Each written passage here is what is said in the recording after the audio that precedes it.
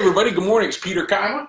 Hope you're doing well. It's Friday morning. It's 8:30, and as you know, that means it is time for Coffee Talk. I am excited about this week. We've got a few fun things to talk about. Got some pretty good, I think, good tips for those of you selling your houses or thinking about selling your houses about inspections and repair negotiations, things of that nature. So hope to bring you a little value today. I woke up this morning. I woke up in a really good mood. I was really excited. I have been challenged since then, and I think the challenge is what they call raising a 15-year-old. I digress. I'll get back to that in just a second. But let's start with this. Let's start with a cup of coffee. I raised my comic cup to you this morning. I hope you've got a cup of coffee. Good morning, Mom. Good morning, Miranda. Hey, good morning. Hey, I hope you've got your. I know you both have your coffees already. If there's two people in my world that drink coffee as much, if not more, than I do, it's those two ladies right there. So good morning to you both. I appreciate you being here. I just raced out. We're a minute late starting today because I raced out to make my coffee. I feel like I'm a minute late on everything so far today. Because I wasted about 20 minutes screaming at my 15-year-old. Let me ask you a question about kids. Before I get into Cole and how I was able to cope or how I am coping with Cole, let me ask you a question. Do you see kids outside playing anymore? Do you ever see kids outside as you're driving through neighborhoods, whether you're a real estate agent driving through showing homes, or just do you see them outside in front yards or backyards or playgrounds? And I'm not talking about toddlers. I'm talking about kids that are old enough to get on a bike and just go play. And I'm not complaining here. Trust me. This is me. I'm full disclosure. I understand the world has changed. I get that, right? So, as an example, the time when I was growing up, you could always tell where all your friends were by where their bicycle was. So you would ride your bike to one kid's house. If there were no bikes there, you knew nobody was there. You'd go to somebody else's house, and you'd see bicycles laying in kids' front yards, and that's where you knew where all your buddies were. You didn't have cell phones. Right? We weren't being carted from one event to another event to another event. It was always about, where was your buddy's bicycle? So when you were 10, 12, 13 years old, you'd get on your bike, and that was your freedom, right? And, there's a meme that's out there I've seen several times over the years of somebody's front yard talking about social media. That was our social media when we were kids is, we all go park our bikes in somebody's front yard, dump our bikes, run inside, hang out, or go outside and play. But I notice over time, less and less kids outside playing. And I'm not blaming kids. I'm not even blaming parents. I'm just kind of blaming the evolution of who we have become as a society. And my kids are as guilty of it as most. I will say this. My boys go outside and play a lot of ball, but there's no getting on their bikes or any other kids' houses and dumping bikes there. It's just not that kind of world anymore, I don't think. Now, there might be some exceptions, and hopefully you're the exceptions. What's going on? Right, exactly, Michael. Good morning to you. You're up early today. For those of you that don't know, I'm not picking on Michael. He's on the West Coast, or he's closer to the West Coast than he is the East Coast. So with kids no longer doing that, it got me to thinking. I looked at my calendar, and my kids either have a practice or a game or an event or a birthday or a. There's always something on the calendar, and so their bicycles have become the backseat of my car as we travel and bring them everywhere. And I just think that's just where we are as a society today. But I do think it's healthy, and I think it's wonderful to look outside and just hear the sound of kids in the neighborhood. One of my favorite sounds, and I'm going to channel it forever, is the sound of basketballs and kids in my driveway playing basketball. We've got a great driveway for basketball. And I hope to never forget what that sounds like. So anyhow, for what it's worth, but times certainly have changed, and kids, and again, when they get to be 10, 11, 12 years old, they get so busy with the events that it's just a different world today than it was before, and that's okay, I guess. I think that's okay. Super Bowl, we got a week away. We're going to talk more about the Super Bowl next week at Coffee Talk for sure. But I'm curious, who do you have winning it? Now that we know who's in it, who's going to win? Just quickly, just tell me right now. Is it Kansas City or San Francisco? Not who do you want to win, who's going to win. I saw Kansas City's a 2-point favorite early. I have a hard time betting against that offense, but if there's one defense in the NFL that could slow them down and keep it a game, it would be the ball control offense of the 49ers, which is a version of playing defense, along with that front four. So anyhow, so Megan, you've got the Chiefs. I got you. All right. San Francisco, you and Trey on opposite ends. I see a bet working up right there. I see a lunch bet working up. Anyhow, so back to Cole. So I woke up this morning, and so I write down notes for Coffee Talk every week, and I come prepared. Believe it or not, it may sound like a rambling mess on occasion, but I do try to come prepared. And Cole this morning, all I wrote down next to Cole's name was grrr. I came back and wrote down Y-Wall. So I walked into my office this morning fairly fired up.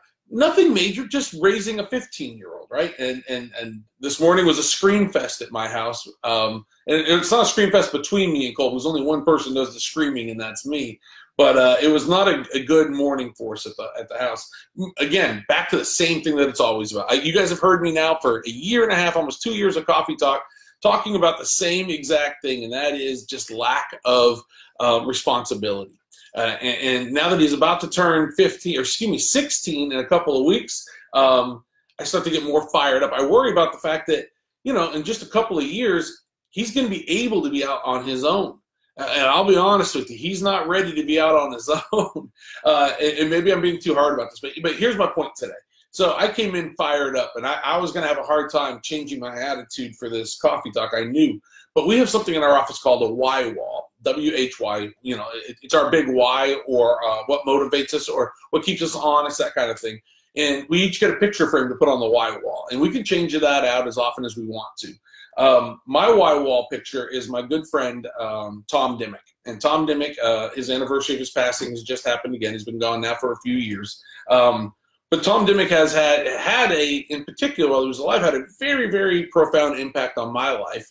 And I'm grateful to say that he continues to do that. And the Y-Wall this morning, as I walk by, I look at it all the time. It doesn't always have impact on me, but this morning it did. As I walked by, and I got this picture of this big smiling face of Tom Dimmick, I sat there and I thought to myself, how would Tom handle this? And he would handle it so different than I did. Now, right or wrong, I did the very best I could in the moment, and I don't know that it was the right way to handle things. But I'm grateful for Tom Dimmick even today. So for so many of you that are listening today or watching today, Tom, and you know how much he meant to me, but he meant so much to so many of you. So this morning I raised my Kaima cup to Tom Dimmick, and good friends, just good influences, and hopefully, listen, he's having an impact on Cole's life that Cole doesn't even know, right? And that's kind of cool to me. So this afternoon, Cole and I've got a little meeting scheduled. He's got a basketball game, but after his game, he and I've got a little meeting scheduled because we've got to have a conversation about some of these things. And Tom hopefully will guide me and channel me towards having a better conversation. So normally I come to you for parenting advice. Today I got it right off my Y-Wall. So in our house, we're going through a kind of a remodel in our living room. So we're very comfort people. So, we've had the same furniture for so many years. We've been in our same house since 2003. It's just not our style to just go out and buy stuff. Those kind of things just aren't important to us. But it was time, more than time, Jennifer will tell you, to do some updating in the house. So we've got big plans for 2020 to do more updates throughout the house. But we were blessed to have a friend help us a few years ago be able to do the entire exterior of our home, which we love. Every day when I come home, I still get excited about seeing the exterior of my house. And it looks so beautiful, and I'm so grateful for that. But now we're working on the interior, and we're doing a simple remodel in the living room right now. But I will tell you, it is painful. When you don't make decisions about that kind of stuff on a regular basis, it is painful. My wife, admittedly, is the worst decision maker in the world. Of course, I'm the best decision she's probably ever made. But beyond that, she struggles making decisions. So buying couches and rugs and all that kind of stuff has been painful. But it's exciting. The couch is in, rugs come today and tomorrow, and all that kind of fun stuff. As long as the TV stays on the angle it is and I can still watch my Tar Heels, I'm still going to be happy. But nonetheless, I digress just a little bit. We've got an enormous, shifting gears here real quick. We have a very enormous announcement to make from our commercial real estate team that I'm excited to make to you. We may not even wait until next Friday to make it. As soon as we can get to the point where it is signed, sealed, and delivered, we're going to go ahead and make that announcement probably live here. So stay tuned for an off-time Coffee Talk with Kaima, a really big announcement for our commercial real estate team that we're super excited to share with you. In addition to that, we have a contest that just started this week. It is a Kaima Cup contest. If you do not have a Kaima, can't do this right. There we go. If you do not have a Kaima Cup and you're interested in one of these Kaima Cups, please contact me, somebody on my team. Check out our Facebook page, KeimaRealEstateGroup.com, or Keima Real Estate Group here on Facebook, rather. And there's some details there for the contest. Guys, it's as simple as just taking your Keima Cup like the traveling gnome and posting pictures of your Keima Cup. But if you need a Keima Cup, direct message me, call me, text me. Let's talk about it. But we've got a really cool contest. Winner's going to win a 60-inch TV right before March Madness. So March Madness starts on the 19th of March. That's a Thursday. And as you know, I take the first day of March, or excuse me, the first day of the tournament off in March to go host a bunch of friends together and watch the first day of the tournament at a local establishment. We're going to do the same thing again this year.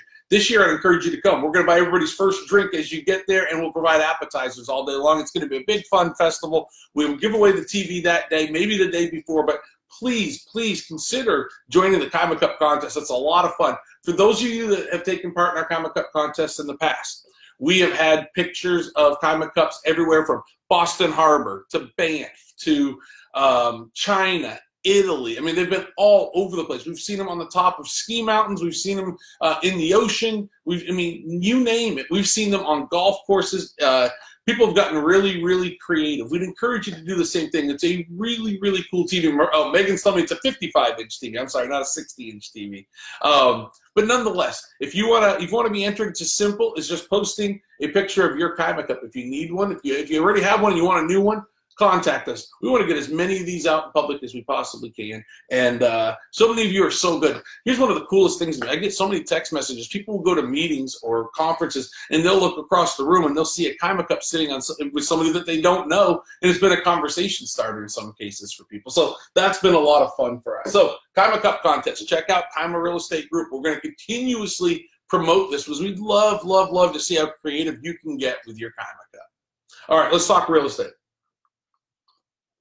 1.89 months of inventory. It is the absolute lowest point we've been in a long time. 1.8 months worth of inventory in our market right now. Again, what does that mean? Well, it means that if we stopped adding houses to the market, it would take us literally less than 2 months to sell out of every house that we have based on the volume of sales we're going through right now. 1.89 months. Guys, that's the triangle wide. In Raleigh, it's 1.36. I mean, the inventory is so low right now. It's not because we're not selling houses. Because guess what? In the rolling 12-month window, we're still over 42,000 home sales. We were predicting last year that we would be between 37 and 39, and we ended up well over 40. Guys, we're selling houses. The market has not slowed down. It has actually increased. It's increased at such a rate, though, that we cannot keep up with the amount of demand. So if you're considering selling your home, please contact us. We'd love to have the opportunity to talk to you about what we do to get homes sold. Let's talk a little bit about one portion of the process. So we've talked a lot about in the past about the due diligence versus earnest money deposits. We've talked about negotiating. We've talked about how to get a house ready for market. One of the things we have not talked about, however, is how to handle the repair request and the negotiations repairs. I'm going to say some things that may stick a few people, and I don't mean to make you feel bad, but this is the perception of sellers. And listen, we're all sellers and buyers, right? And so, and we're all human, so we're all guilty of this. But the majority of sellers that we have represented in time, and I will tell you, in talking to many other real estate agents that feel the same way, when they get their home inspection report from the buyer and their home inspector, I always hear that that home inspector's a moron. They're being ridiculous. They're being nitpicky. Nobody ever thinks the home inspector has done a good job, except for potentially the buyer. And maybe the home inspector is a moron, and maybe he or she's being nitpicky. It very well possibly could be. My experience has been that most home inspectors do a fairly good job. Now, there are some that are a little over the top, and they give way too many opinions, especially verbally, throughout the process, versus just doing their job and staying within the regulated home inspection report that they're supposed to provide. Now, a lot of the language that you see in these home inspections, they're required by the state of North Carolina to have certain language in there. But the opinion piece is the part that really typically fires people up. So what I encourage people to do is to, as soon as they find out that there might be a concern about the HVAC system or the plumbing or whatever it is, people get so fired up immediately. And what we try to advise people is this: take a deep breath, let the entire home inspection, all the home inspection reports come in. And what do I mean by all the home inspection reports? Let me take a sidebar here. Well, there's the regular home inspection, but the buyers have the opportunity to inspect anything and everything. They may have a radon inspection, which we highly recommend, especially in Northeast Raleigh, Rollsville, that kind of area. They may want to do an HVAC inspection. They may want to do a pool inspection if they're buying a pool, or a irrigation system inspection, a chimney inspection. There's all sorts of other inspections, right? They may find cause of mold in the crawl space and may need to have a mold remediation specialist come out and identify, yes, does this need to be remediated or not? So all the different inspections. My point here is wait till all those inspection reports come back. Wait until you get the actual request from the buyer, because quite often buyers are pretty good about identifying the things that are most important to them. Some buyers just ask for everything. They ask for the whole kit and caboodle, and some don't. And so when they don't on your resale homes, let's wait for us to get that, and then let's strategize together in a way to make it feel like a win-win. Here's the one thing I would tell buyers: you're not buying new construction. This home shouldn't be perfect. It's typically not going to be perfect. You can't expect the home that's 20 years old to be handed to you in absolutely perfect condition. That's not it. But the mechanical should be good, should be free of mold, it should be free of any structural defects, those kind of things.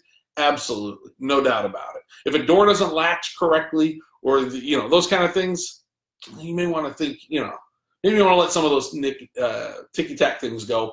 Again, that's between you and your agent. But from the perspective of the seller, one of the things I would encourage you to do is when you get the home inspection report back, oftentimes it comes along with quotes from the buyer. So good buyer agents also get their own quotes so that they know what to ask for. So instead of just pulling a number out of, randomly and say we need $4,000 in lieu of all these repairs, they'll oftentimes provide us with quotes and say, well, it's $1,800 for this and $600 for that. So it's really a $2,400 repair request. I would always encourage you as a seller to go ahead and get your own quotes, right? Utilize your agent or who you know to come out and do and quote those same repairs. And that way the numbers are right. It's always good to get a second opinion. But more importantly, when you get those quotes, understand this.